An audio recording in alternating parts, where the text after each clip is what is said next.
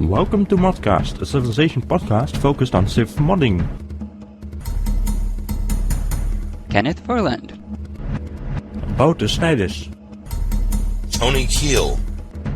BT Oz. We don't have any guests today, but we do have our Wouter. And how much do we love our Wouter? I love him about 80,000 ways. You're the best Wouter in the world. Okay. What sort of ways are you thinking of, Tony? I don't think I want to know. Yeah, it's a little too personal. Some of them aren't appropriate for a podcast. I don't think iTunes will be happy. So we'll have to leave those to the imagination. My favorite way to love Wouter is to have him on our show and for someone to tell me to shut the hell up. Shut the hell up.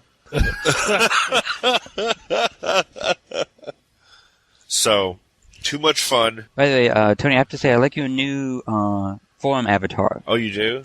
It's like really awesome. I have a similar picture on my Facebook with me wearing like sunglasses indoors. It's like, Do you have your cane with you? nothing says geek like wearing sunglasses indoors. You know? Hey, sometimes that screen gets bright. So, Ken, do you wear a cane? Do you have a cane with you when you wear your sunglasses indoors? Cane? You have a pimp hat, and you have the pimp glasses, you have the pimp cane. Oh, no, that's what you mean. No, the pimp hat, not optional. So you're basically just a code pimp. I'll sling you some code. You go in there, delete a file. Bitches, where's my money? Delete. Or you sit there and compile all night long. No, my computer is faster than that. Well, no, but you could probably keep it going if you took it easy. Just keep compiling over and over again. Just for fun. Yeah. Write one line of code, compile. Well, Another line, compile. yeah. Anyways, welcome to ModCast episode, what are we at? Where are we at? 32? Yep. Oh, sounds about right. All right, ModCast 32. Today we are joined with Kenneth, Impaler WRG Ferland, Greetings. John, BT Oz Archer, G'day, everyone. and our most favorite Wouter in the known universe, Wouter Locutus Snijders. Do you know any other Wouters? Well, no. Thought so. But if there were more, you would still be my favorite. And me, Tony, GarretSidzaka, Kiehl, hello. Well, let's see. What kind of stuff? We have no extra guest. We have lots of topics that are interesting. Have you guys seen these topics? Yeah, they're so. They're so. What are you talking about, man? What are you talking about? We got the Mobster Car. You know that's going to be sick. Yeah, I was just hoping we could have reviewed somebody's mod, but I guess we want to have him on as a guest at the time we do that. Yeah, we don't have any guests. We just have maps and artwork and some discussion of topics. Nobody loves us. We'll get something in there. Guests, We do have the awesomest mod ever. Which one is that? That's the scenario script mod. Ooh, yes. I haven't tried that. I kept looking at it last night when I was reviewing. I have played nothing but that mod for the last 3 weeks or so. Oh, really? So it's that good. Oh, then you're as good as a guest. Yeah. As far as that goes, you can tell us every little thing about Well, it. no, I was looking at it last night because I was thinking about playing some Civ. Oh yeah, you should definitely have given that mod a try. It's awesome. But I guess we'll get to that. Yeah, I ended up doing some other stuff instead, but I wanted to play this. Yeah. What can you do? Well, I don't know. I was pretty drunk last night, so Are you ever not? Aren't you? playing Civ kind of got You're drunk every day, aren't you, Tony? a little bit. It helps pass the time. It does really. And it keeps your nagging wife away. No, that sometimes makes her nag more, actually, so. Just kidding.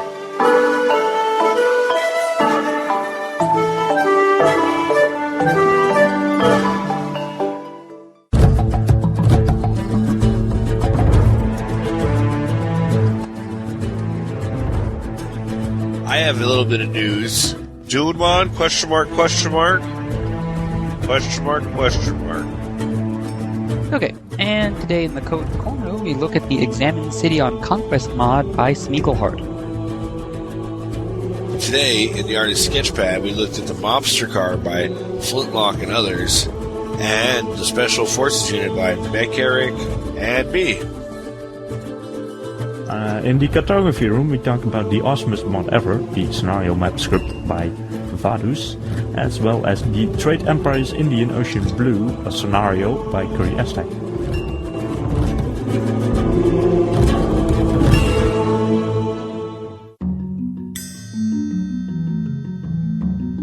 Here's what's been making news in the Civ community.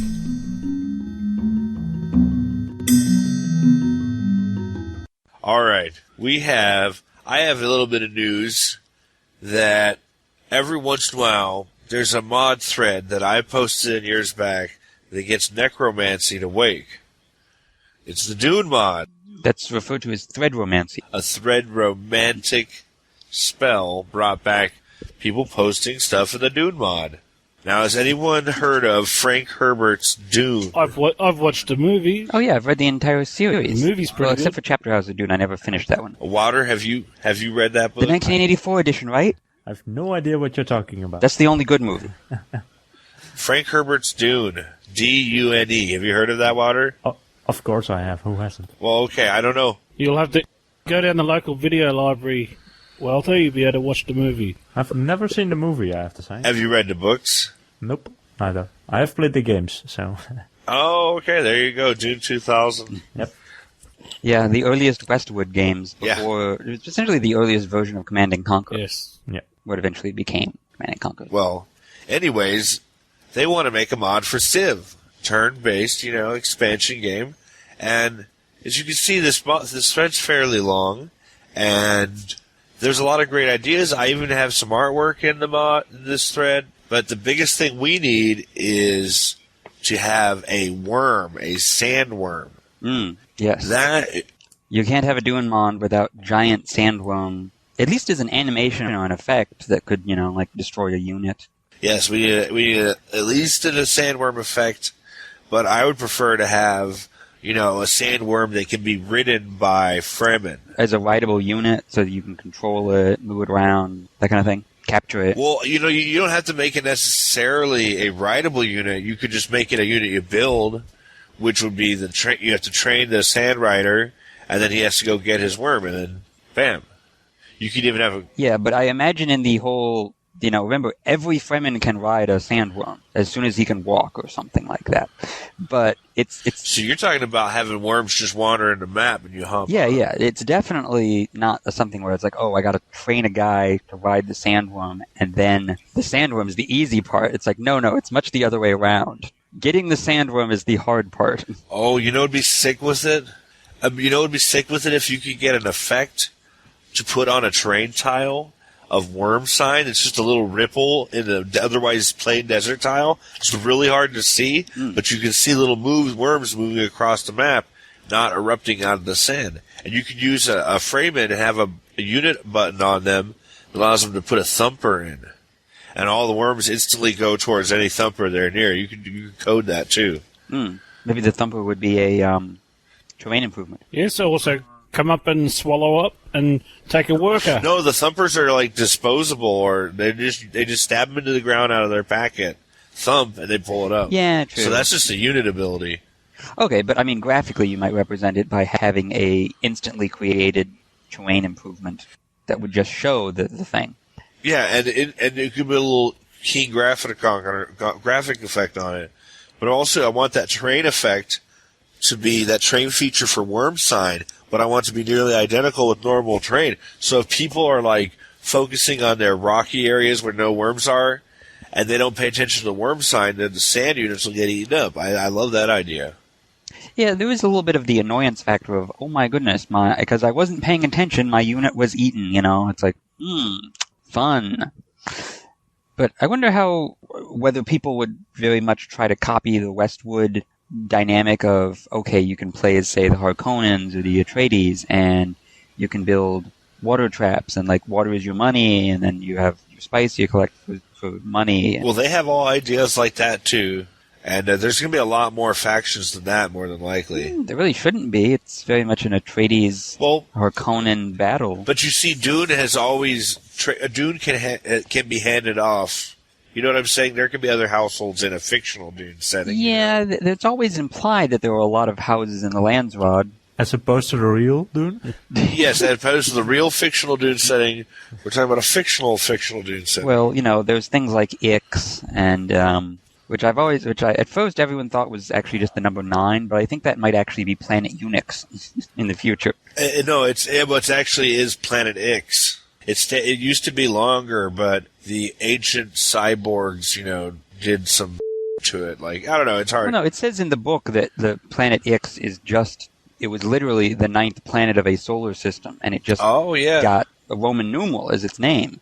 And then it just got shortened, and people forgot what Roman numerals were, so they just called it the Planet Ix. Yes, and they build the navigator's ships there. Really? Oh, no, that one. Yeah, they build the giant ships with liner ships. The liners, yeah, that's right. They build them there. And they even have, robots there, even though they're not supposed to in Dune series. That's one thing. You can't have androids or robots or artificial intelligence in House Harkonnen and House Atreides. Yeah, I don't think it's actually a ban against robots. I think it's more of a ban against, quote, thinking machines or computers. Yeah, computer So even stationary computers are illegal. Yeah. And it's not the robotification itself that's, illegal in the Dune universe. Like something like a mechanical Waldo, where it's a direct human input to a machine, would be permissible. Yeah, well, I guess you're right there. Computers, but not having computers is a pretty serious problem. Yeah.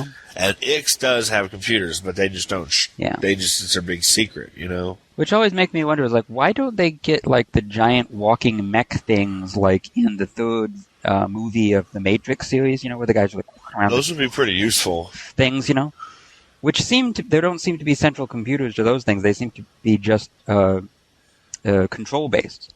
Simply mechanical input-based.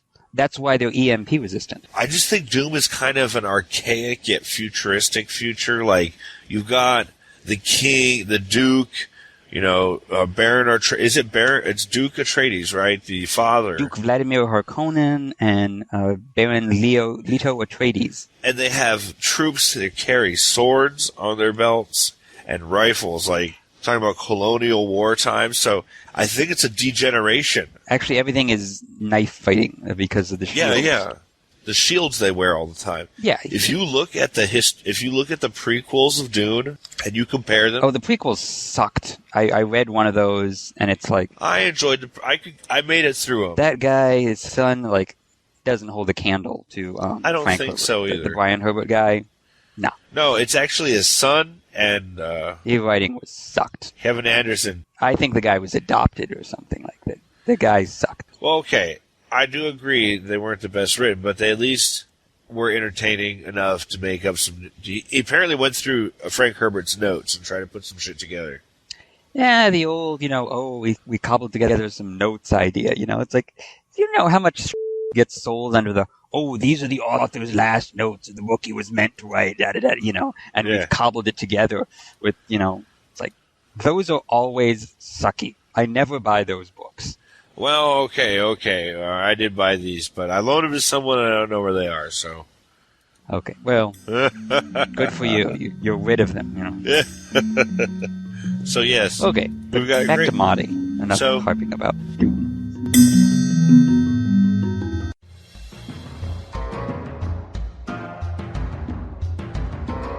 Code Corner, where we discuss SDK and Python mods or any other non-graphical mods in the Civilization 4 modding community.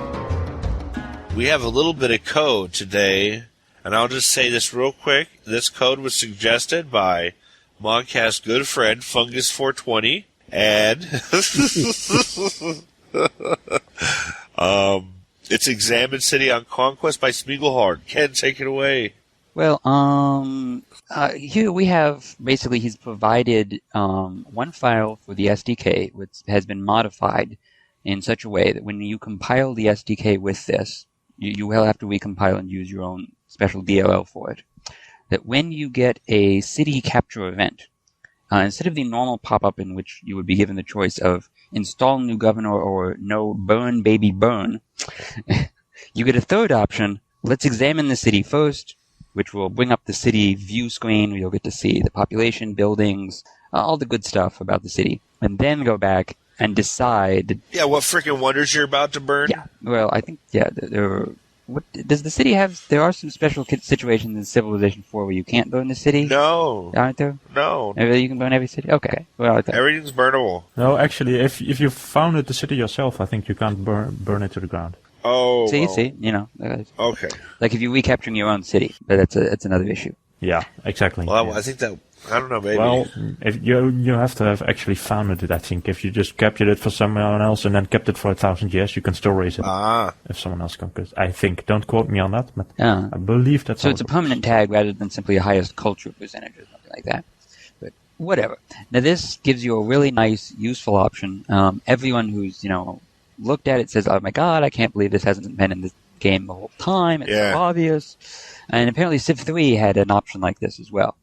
So definitely something welcome, and this is an obvious, must-have utility function I think every mod should have. Yeah. Every mod that has capturing cities in it. Hell, you should include it in a damn patch. Exactly, but it's too late for that. But yeah, should have been included a long time ago, if you ask me. Yeah, it's just kind of a ridiculous little thing that. But well, what's in the city? Kind of looks like a pyramid. I can't tell. I'm all zoomed out. Oh, great. I burned the pyramids. But if it's so obvious, why didn't anyone program it up until now? Yeah, Mr. Smarty Pants. I'm sure I've requested it at least once or twice, but yeah, I guess some things fall by the wayside. Yeah. No one listens to Wouter. He's too serious. Exactly. Like, oh, Wouter said something serious. Oh, whatever. Must be too verbose. Yeah, exactly. Well, why don't you go over to Uden, which appears to be where he's from, / I believe that Netherlands? Uden. Yeah, go over and congratulate this fellow, or complain for him not doing it earlier, whichever is your choice. I don't like Brabanders. Yeah, you should bring beer and a webcam and see what happens. Oh, I don't have to worry about the beer. They have plenty of beer in Brabant. Yeah, how far is Uden from you? Maybe 100 miles, something like that. Oh, really? I didn't think anything was that far away from you in the Netherlands. How far away are you from Phoenix, Ken? Well, only like 3 hours. But this is Arizona, in America, where we have like huge, vast stretches. Yeah, you just have to haul ass through nothingness for like 2 hours. Yeah. Have you been to America, Wouter? Nope. Oh, yeah, you would trip out. Europeans would all trip out coming here. It's guaranteed. Unless you go to the East Coast. I prefer places with history, so pretty much all of North America is out of the question. Oh, I see how it is. Well, one of these days you have to come out here on holiday. Yeah, maybe someday. It's like I want to go. I want to go to the Netherlands, man. We'll see your history and raise you nuclear weapons. Oh, come on, listen to this. I want to go to the Netherlands. Yeah, well, you're a bit of an idiot. I guilty as charged.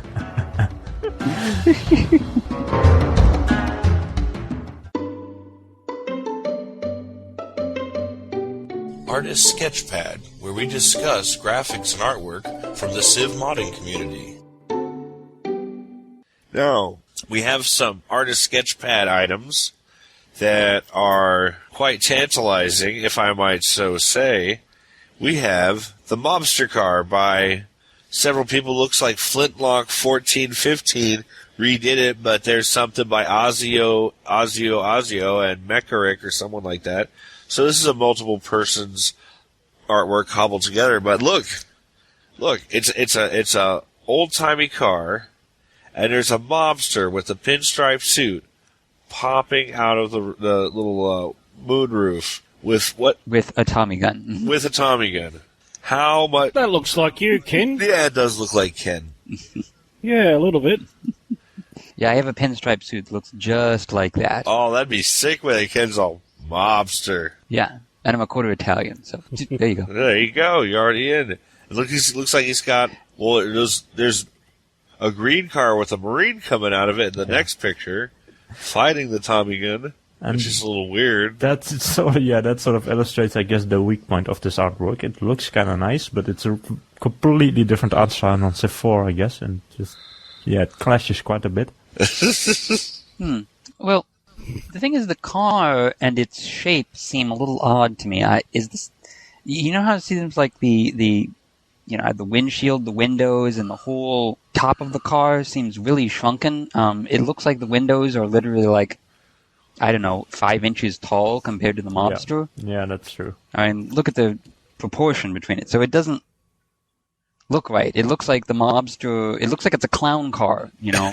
He's driving it with his feet? Yeah, I mean, like, are there mobsters in there driving the thing? They'd have to be midgets. No, he's driving it with his feet. He's got one guy to push the gas pedal. Yeah, so... He's like, hey, down there, push the gas pedal. Oh, no, push the brake. Ah! That would be great. Driving with your feet. Yeah. So, the car just seems to be oddly proportioned. I wonder what... Does anyone know what model of car this is supposed to be? It's some kind of... I think it's an imaginary car. I don't know. And also, aren't mobsters supposed to like drive around in Model Ts, you know? It's more the time period for them. No, I think this is acceptable for a mobster. This looks all right. Okay. It's not the Roaring 20s, though, obviously. It's like modernism, like 30s. 30s was great for mobsters. Doesn't look like Al Capone's car.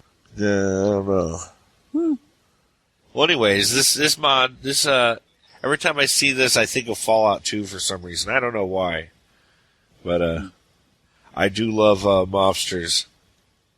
And their car with a window that's too small to see out of. But. Yeah, now, are there any good mods that this could go into? I mean. Well, I'm sure someone could fit it in somewhere. Could you use it in your Second Revolution mod for, like... I could use it for, like, Detroit. You could have a unique unit from Detroit. You'd have to code one city, have a unique unit for that city. But you could be like... Wait a minute, why should it be Detroit? Shouldn't it be, like, Chicago? Chicago. Yeah, just put mobsters in there.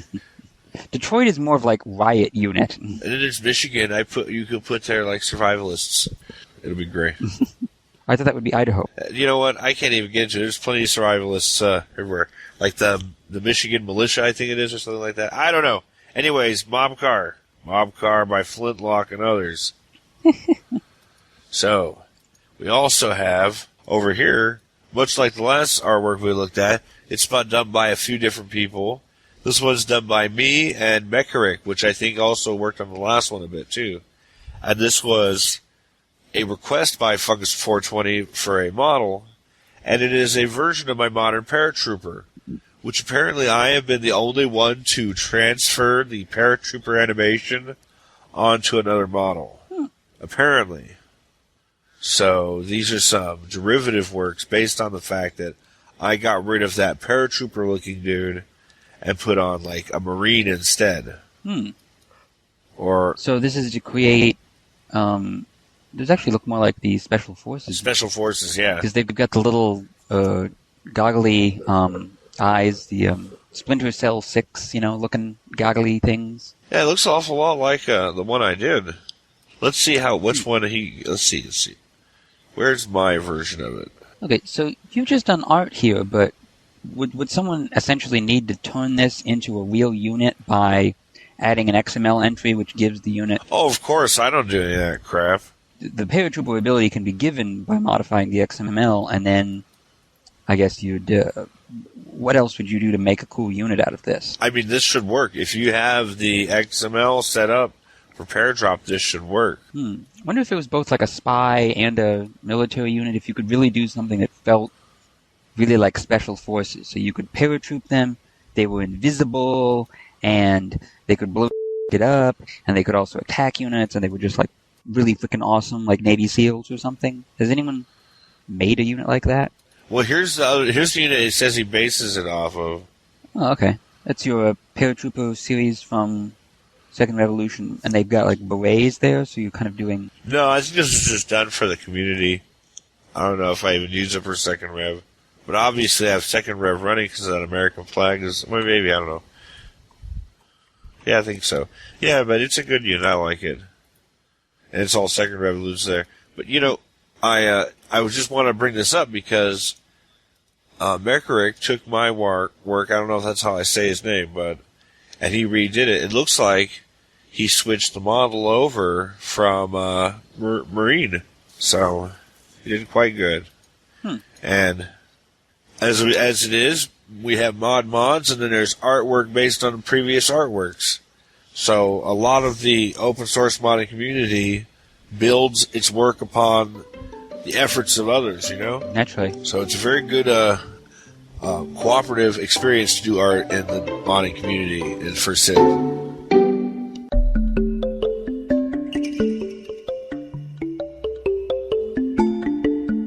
In the Cartography Room, we talk about maps and simple scenarios. Alright, Wouter, your favorite topic has always been the Cartography Room. Why is that? I guess I just like... Because he's a cartomaniac. Well, that's one thing. I do have like a whole stack of atlases here, so I guess that's part of it. Oh. But I like scenarios, the best of all kinds of mods. Unfortunately, we don't seem to have too many of those in Civ 4. Oh, yeah. A lot more in Civ 2. Yeah. Yeah, it was more popular in previous versions of Civ, but maybe that's because you could do less of the really deep asset modding that we can do here now. Yeah, that's true. Yeah, I guess that's part of it. Although there's a lot of total conversion mods for Civ 2 as well. Yeah, that's true. Well, scenario with a good map script, just custom game scenario. You don't even have to have one that a modder had to work on. You can create your own with some of these map scripts. This map script is sort of the first one by Vadus. It's not even really a proper map script really, so much as it's almost a code corner element. What it basically does is it sort of recreates what we had in Civ 1 and Civ 2, the Earth map in those games, where you could basically select how many civs you wanted, and you can select a map that you wanted, and you could play with any number of civs that you wanted on a historic map. And it would place them on actually the accurate starting locations, which you can't actually do in Civ 4. You can either play with historic civs, but you're always stuck with the exact same selection, always the exact same 18 civs. Or you can play with random civs, and you can play with 3 or with 8 or whatever one in you want, but the starting locations are random, so you might play as Russia and end up in South America. Yeah. So this recreates... Does this one put somewhere they're from? Interesting. Now you said this had no limit to how many players you get out of the script? You can play this particular map script. You do have to do a little bit of work if you want to make this to work. You can't, it comes by default with one map script of an Earth map, which is quite alright. You can make it work, I'm pretty sure, I have to say I haven't looked too closely at it, but you can make it work with any map that you want, but you do have to edit it a little bit. It needs a special settings file to store all the starting locations. But then it's really, really cool. I've been playing nothing but this script for the last 3 weeks, just playing the Earth map with different civs. That sounds, when you told me about that, I kind of still felt like, that sounded like it would be a lot of fun to do that, just go on, familiar terrain. Yep. Battle old battles, across the country. Of course, I don't think I'd use the United States because they don't appear till later. Yeah, that's sort of the other thing you can wonder. That's always a problem with Civ. Yeah. The other thing is that this map seems awful small. It seems... It is a smallish map, but that's, I think, a lot of... I prefer smaller maps personally. Uh-huh. If you play with 18 or 34 civs, yeah, you can play with one of the giant maps out there. But if you want to play on Earth with a smaller map and less civs, yeah, the existing scenarios don't really supply for that sort of experience. Because you're always stuck with the exact same selection of civs, and that gets very old very fast. Yeah. And now it's fun. One game you might have 7 or 8 civs in Europe, and everyone is fighting for the few tiles that are available. And the next game there might be only 2 civs in Europe, and everyone else is spread out over the rest of the map. Oh, wow. Yeah, but it looks like literally if Spain, France, and Germany are all present, France's first city will not even be able to fully expand and work the 22 tiles because it'll be brutal. Germany and Spain will just squish it. You'll literally have one city. Oh, well, for one thing, France is cultural, so that's not going to be an issue. But it is close. If Europe is filled up, yeah, especially because you also have stuff like the Celts and the Holy Romans, yeah, that's going to be really, really crowded. Well, you know what I'd like to see? This same script, but on larger maps of regions, like a Europe map with this script setting. Yeah. and you could limit the civs only to Europe civs, or civs in the Near East and stuff. Yeah, that's definitely something you could do. I'm sorry, but the thing with larger maps is that you can play with all civs if you want to. There's not really any restriction. You can't play on a map this small with 18 civs because there's just no room for that. Yeah. The fact that you can have random civs and decide for yourself how many civs you want, that's what really makes this map work. Yeah, I mean, it's always going to be an issue with these things that civ, by its nature and, by Western civilization historical bias, half the civs are going to be European. Yeah. And that is, it's going to be cramped. That is the downside. If you randomly generate maps, about 80% of them will have a very large number of European civs in it. Yeah. And Europe does tend to get crowded. Although I have to say there's really only been one game where it was really insane. I was able to use my starting warrior to kill 2 other civs before they could basically get started. Oh my goodness. But usually it's not too bad. You will have 3 civs in continental Europe, and there's space for, I think, easily 8 or 10 cities there. So it works out. Yeah. But it is pretty crowded. I mean, if you're in North America, you may have the whole continent for yourself.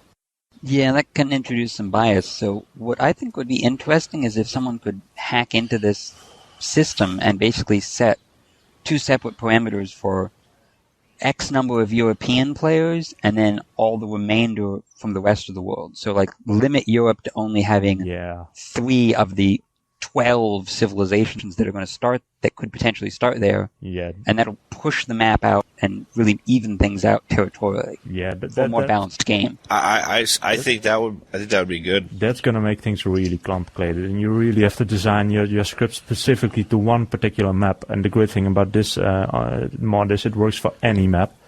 You just have to make a settings file. Whoa. How would you add this mod to let's say just a Europe map? It has basically 3 files. One actual script file that contains, I think, all the code that does all the real work. You need just a world builder save. That's just the map itself. I think you may have to do a minor adjustment to get rid of the starting settlers or something like that. But basically the same thing as any map. So this is something a modder could do and make a new map. Yeah, and the third file is a properties file that contains the historic starting locations of every civ. That's the only part that you really have to make yourself. XY coordinate? Yeah, exactly, yeah. Well, that's where you could go in and actually do what I was just suggesting. All you have to do is add a weight factor to every one of those starting locations and say Yeah, I'm not sure if you can do that. That might actually get complex because the actual civ selection, I'm pretty sure, is just done by the game engine. Oh. And all this does is determine the starting locations. I think. I haven't actually... So it moves it around after the fact. Okay, then you'd have to get into the XML and actually... Not even the XML, you'd have to get in the DLL, yeah, and that's where it gets complicated. Well, I'm saying XML to store the data for give each civilization a weight factor of how probable it is to occur, yeah, and then have the DLL do some more complex dice rolling with that. But do this all in a Python script format, full of resources. Yeah, but Python doesn't control which civs are selected. So I think the easiest solution is actually to just adjust the XML settings with the civilization settings and just delete a few European civs. And maybe add a few ones from other parts of the world, like a Tibetan civ, because that area of the map tends to be empty a lot. That would just be the easiest way to get out of this. Delete the Dutch, delete the Portuguese. Well, Tibet tends to be empty because it's a giant mass of mountains. You can't settle on mountains in Civilization 4, so there really wouldn't be much point of a Tibetan civilization in a map of the world. No, but yeah, you get the general idea. You can add Australians and Brazilians and maybe fill in some of the areas and get rid of the Dutch and maybe some other excessive European civs. I can just see my capital city. I'm on a square of desert surrounded by 20 mountains. It's ooh, I'm Tibet. Yeah, that would be cool. You're hey, Tibet, and I get all of Asia up to China. Tibet take over Siberia. Well, that's a really slick script. I mean, I definitely hope people try it out. Yeah, try it out. Yeah, this is really something I feel like everyone should have this installed. I've been asking Firaxis to do this. I think I asked him for Civ 3, I asked him a couple of times for Civ 4. I asked the Call to Power guys to do it, they didn't do it either. So I've been wanting this for a really long time. This is a really awesome mod. It looks like he doesn't even have it in the file database. He has it attached to the post. Yeah, there are two things. The one thing is this thing has randomized resources, so the resources are different for every game, and that doesn't always make sense. In some games you might have a lot of elephants and horses in South America. Well, I think someone in the thread pointed out that you can set this in the WBS file. I haven't tested that. I'll have to play around with that. And yeah, the other thing is, what was the other thing? Oh well, I lost my point. Oh, some people should combine this with Civ Gold, with its expanded civilizations. That could also help really mix things up a bit. You'd have to add them to the world builder file that you described, where it specifies the locations for them. Yeah. But it could be pretty slick. I mean, you could fill in Australia and finally have like an Aboriginal Civ that starts down there, or more South American and more African. Civ Gold guys could do this and just pick a world map that's a little bit bigger, because you're going to need more room for a Civ Gold size game, but... Yep. Yeah, you could... you could do that. No, not necessarily to change that. I'm just talking increase the diversity. Not having more civs, just having different ones. Okay, I see. So that would be more of a chance for there to be more in every area. Yes. Yeah, I mean, with Civ Gold, you could theoretically add just 200 starting locations to a map. Yeah, that would be... Oh, no, not all of them. Not all of them. Oh, why not? No, add all of them, and then just only pick the few you get. Yeah, you only start with 18 civs, and, one game they might all happen to be from Africa, and it's gonna be crazy. But most of the time it will probably even out. I mean, because the Civ Gold has things pretty evenly covered for all 5 continents. Yeah. That's true. Well, there you go. There's so much work right there you can do. Scenario map script. Who is this by? By Vadus. It's a German guy. I guess that's the other point I wanted to make. I would really like to see some map packs for this. Just different maps, different types of civs, etc. Just more variation. The world map is awesome. I've been playing nothing but it for 3 weeks. Yeah. It would be cool to have more maps for this. Yeah, one other idea just occurs to me. What if there was a way to actually specify in a civilization's XML file a rough latitude and longitude for its starting location? And then it would allow people, as long as they make relatively accurate maps, any kind of world map, it could place the civilization by a percentage of the map's width and height, and then, roughly put the civilization down. And then we could have something like this for all types of world maps, so long as they're geographically accurate world maps. Exactly. That'd be an interesting idea. Yeah, I guess that could work. You'd have to make it optional, of course, because not everyone will want that, certainly not in every game. Oh, certainly. It's a special optional feature for maps that you say use historical geographic locations, and it's like you just say you have to click that option on at the same time you're playing on a quote world-like map. Yeah, and also that's a good lead-in to our next Cartography Room item, which was also suggested by Wouter, called Trade Empires Indian Ocean Blue by CurryAztec. Now this mod is centered in Southeast Asia. Tony, I've done a bit of a review on this mod. Oh, well, by all means, go right ahead. Okay, this is this is the India Trade mod by CurryAztec, and the first thing I noticed when I booted it up, it's a lovely, nice picture upon loading the mod, which I really liked. I thought the leader heads were nicely done in 3D. Although a static 2D picture... Yeah, they were very nice. Yes. Although a static 2D picture would also work well for those with netbooks. Yes. I also found that the mod starts at 1000 AD, and I would like to see maybe starting a little bit earlier. What? But I also like the ballista elephants. They look fantastic. So does the battle elephants. Aren't those just the same ones from regular game, or am I wrong about that? No. These are being modified. Well, I think there is a ballista elephant in BTS. That's the Kumar Empire, isn't it? Yeah, but they might have redone it a little bit too. Yeah, that's what I said. And also the longbowmen look very good as well. Oh yeah, I see it here now. There's a screenshot of it. There's a Mahout. I guess that's a Thai unit. Ah, yes. The Mahout. That's kind of cool. Mahout or Mahout or whatever it's called. Does that guy in the back have like a huge sword to cut down at people? Yeah, I guess you'd call it almost a lance. He's got a melon popper over there. Pop some melons. Yeah, I hadn't played Thai. I haven't actually seen that one yet. Kind of like that weapon you use in your SCA just before you chop the pole off.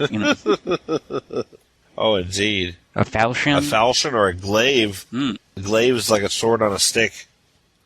But, John, why would you have it start earlier than 1000 AD? I don't know. I just thought I prefer sometimes starting a little bit earlier. Maybe around 800 AD. Well, do you start with one city, or does it actually give you a small empire? No. A lot more empires are already there, established. Huh. So you just pick the one you want to play, basically. Yeah, okay. Yeah. I like this start time because it's a pretty interesting period in history, sort of. The whole region that's covered by this scenario, which basically ranges from East Africa to, I guess, the Philippines are just on there. Just on the outskirts, yeah. Yeah. And that region was sort of fairly divided in that era. A bunch of small empires, a few bigger ones, a few smaller ones. And so it creates a nice bit of diversity. And it was also right around the time that the European colonists started to arrive. Does he have a... You can actually play as the Dutch and the Portuguese and stuff like that. You can? So how do they just show up with boats outside the... Yeah, you basically get a few ships with units in them. Ooh. Oh, it looks like, I'm looking at the little map here. Is that the Dutch, on a few little islands out in the Indian Ocean? They have those as kind of bases from which to operate? Sure, what screen? No, I think you're looking at just one of the Indonesian civs. Oh. The Dutch really start out with just a few boats. I think you actually see some ships, in the orange dot in the bottom corner. Yeah. Those are just ships. Those are ships. Those are not islands. Ah, okay. So you just kind of get a pile of navy at the edge of the map, and then you can sail in. Yep. And kind of choose, whose city, where do I want to build my empire? And by build my empire, I mean enslave someone else, Exactly. Pretty easy to do with just, a boat with some settlers and more, some, combat units in it. I wouldn't even give them settlers. I'd just say, find someone else's cities to take over. No, you don't get settlers, actually, I don't think. Just some military units and a lot of religious missionaries. Lots of missionaries. Gotta have the missionaries. Interesting. So this is a mod scenario that has lots of wonderful little things in it. So yeah, it's mostly a scenario. It has a few unique units and a little bit of custom art, which is really nice. But it's mostly just the normal units and normal stuff. Just every civ has its own leader and unique unit, unique building, etc. Yeah. It creates a very varied experience. Playing as the Dutch is, of course, completely different as playing as, the Swahili. And that's completely different from playing as India, which is completely different from playing as the Khmer. Yeah, which is lots of replay value. Actually, it looks like there's not even just one in India. There's northern Ganges Plain, and then there's the southern... Yes. What do you call it? The Tamils or something? I don't know. No, not the Tamils, the Vaji, but an Indian civilization, southern Indian. But and there's also Tibet even further to the north. Oh wow! But it was at a time when the Indian Empire was pretty divided between a bunch of different smaller empires, which is what makes it so interesting. One of the things, anyway. Yeah, and then it's a part of the world that rarely gets covered by these types of scenarios. Yeah, exactly. That's one of the things that attracted me to it. It's in most of the scenarios that do exist for Civ 4 are all Earth maps, Europe maps, all the same topics all over. Yep. Okay. Even North America maps aren't even that common. Well, sometimes you get the whole New World, colonization thing going, but yeah. I've never seen a map that was a scenario that was just focused Southeast Asia, on the Indian Ocean, covering Africa to Asia. Sometimes you get Asia on its own, but you wouldn't get the inclusion of Arabia and Africa in the whole thing. Yeah. Yeah, and although I'm not an expert on the area, the historic accuracy seems to be pretty high. It gets a lot of cool stuff in there, a lot of stuff that I do know. Oh, I've heard of this civ and I've heard of this particular city. All the important stuff seems to be there. I couldn't find any inaccuracies. So the guy really did his homework.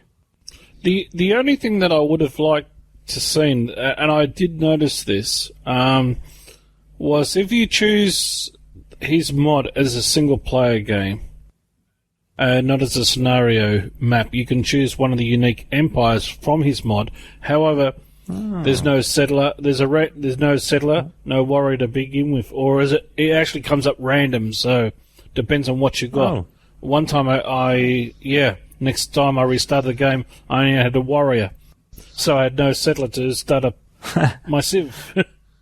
Okay, yeah, I guess you didn't specify those in the XML file, because there are settlers actually in the build list for the cheat menu. You can build them. Yeah, I just found that it was just random. So the first time I tried, I got a scout. Yeah. Then I restarted the scenario, and next time I got a warrior. So. Yeah, I guess you just didn't specify in the scenarios XML file what the starting unit should be. If you don't specify it, it's just random. If you just clean up that file, you could probably play it as a normal sort of epic game, and that should be interesting, I guess, with this selection of civs. Yes. That's an interesting idea. I hadn't even thought of that. Call in today. In North America, the number is 301-637-7659. That's 301-637-POLY. In Europe, 44121-288-7659. That's 44121-288-POLY. You can Skype us at the PolyCast or email us at polycast@apolitan.net. The only thing worse than being talked about is not being talked about. For more information on ModCast, our sibling show PolyCast, or about PolyCast in general, log on to the series' official website at polycast.apolitan.net.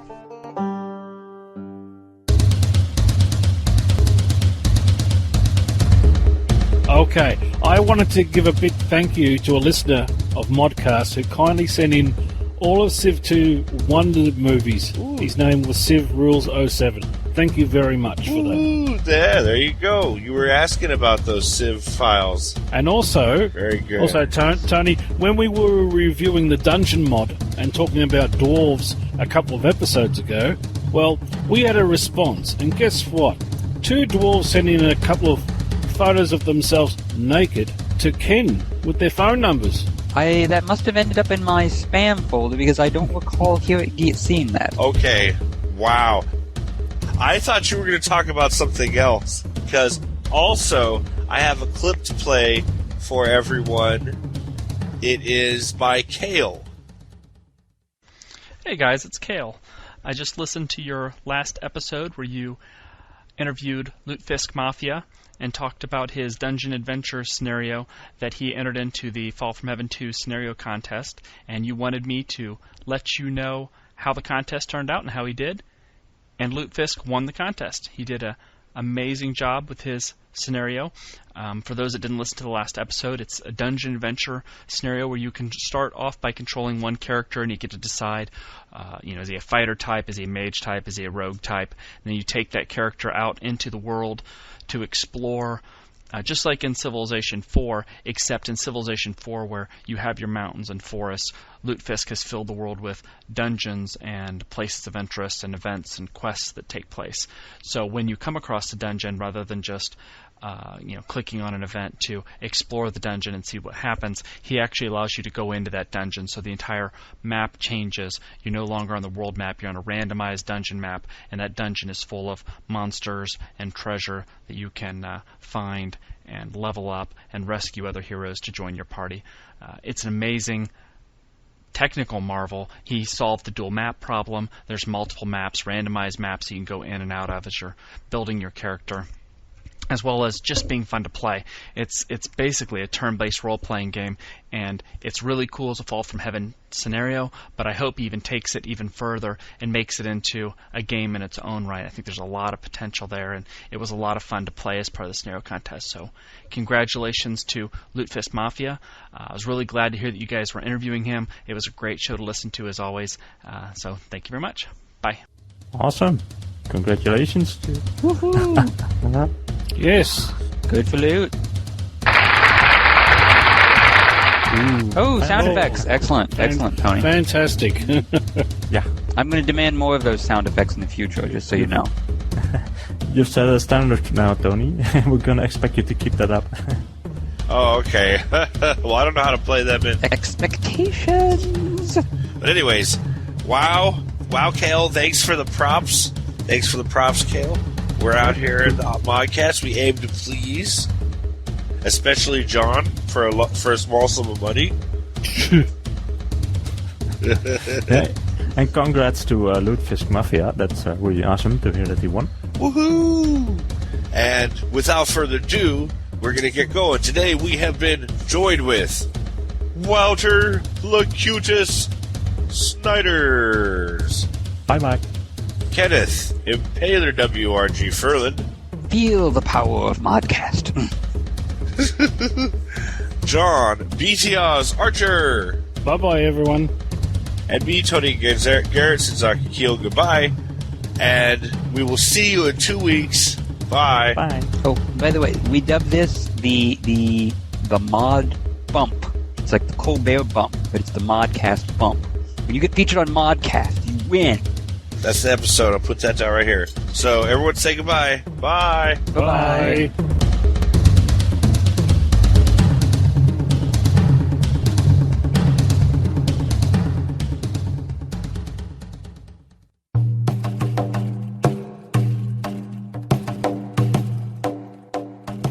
Sorry, you may have to cut out a word or two there. You know what? I can get through this.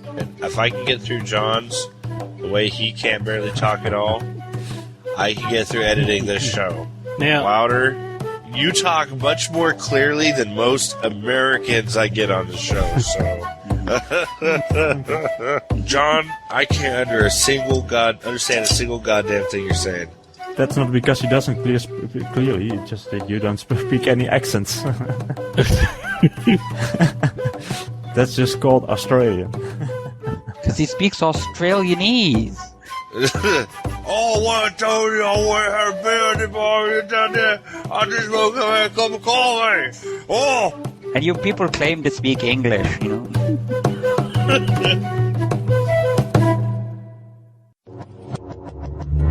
Record date. April 19th, 2009. Civilization 4, Warlords Beyond the Sword sound clips, copyright Take-Two Interactive. Copyright 2009, Civilized Communications at civcom.net.